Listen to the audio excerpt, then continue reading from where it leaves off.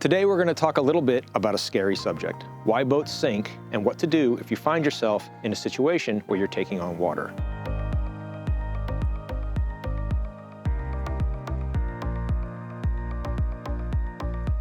I'm Mike Vatalaro with BoatUS Magazine. So when we talk about a boat sinking, what do we mean exactly? Well, by definition, a boat that's sinking is not watertight. There's water coming in where it shouldn't be. Another way to know your boat might be sinking is if you have to continually pump it out to keep it afloat. Other signs can be the boat's sluggish, not responding to steering, it's riding low in the water, it's listing to one side or another. All of these things can be an indication of a serious problem.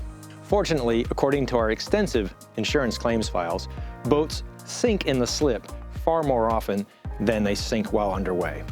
Roughly a third of sinkings occur while boats are underway. And usually the immediate cause is hitting something. About 50% of the time can be traced back to running aground, hitting a submerged object, running into a fixed object or other boat, and then another 5% or so are caused by swamping. Swamping, or taking on a lot of water all at once, such as when a wave breaks over the boat, is particularly dangerous because the sudden addition of that water destabilizes the boat. It can slosh back and forth and actually capsize the vessel. So, as the boat's skipper, what can you do to avoid becoming a statistic? First, anytime you hit anything, think you bumped bottom, ran anything over, or have any other reason to think you might be taking on water, stop what you're doing, take a look in the bilge, and make sure there's no water coming in. Second, try to develop a sense of how frequently the bilge pump runs during normal use. On small boats, you probably will hear it come on if you're going slow. On other boats, there may be a light that comes on that indicates when the bilge pump is running, so much the better. I've actually had an engine hose burst while underway, and the only reason we knew about it was the bilge pump light came on and stayed on. I can't stress this enough. Anytime you find water coming in where there wasn't any before, treat it like an emergency.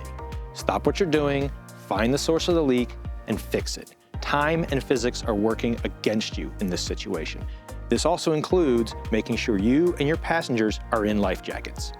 Water weighs 8 pounds per gallon, which means even a small leak can add a lot of weight to your boat fast. That extra weight pushes it down below its designed water line. And it also pushes the leak further below the water line, which increases the pressure, making it flow faster. A leak that goes from 1 foot below the water line to 2 feet, water comes in 40% faster. This means that as a boat sinks, the sinking accelerates.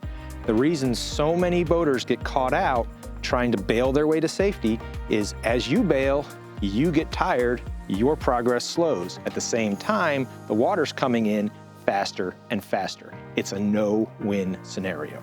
I know what some of you are thinking. Yes, the bilge pump will help, but they're designed to remove nuisance water, not run continuously. Most bilge pumps can't even keep your boat afloat if you forget the drain plug, let alone a serious leak. A hole the size of a quarter, 1 foot below the water line, lets 19 gallons of water in your boat per minute. An 1,100 gallon per hour bilge pump can remove about 18 gallons per minute under perfect conditions, which include a well-charged battery and a magical frictionless hose that doesn't exist.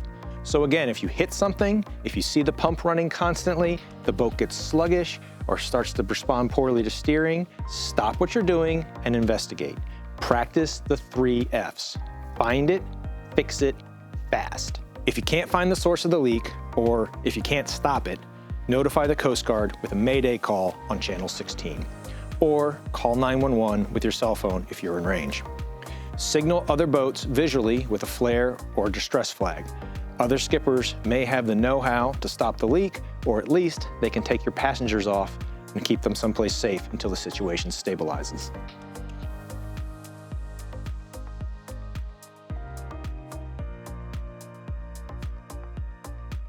So I know we haven't covered all the potential scenarios out there. If you've had something wild happen to you out on the water, please let us know about it in the comments. We'd like to hear from you. If you found this video helpful, please like and subscribe for more great content from BoatUS. Thanks for watching. We'll see you out there.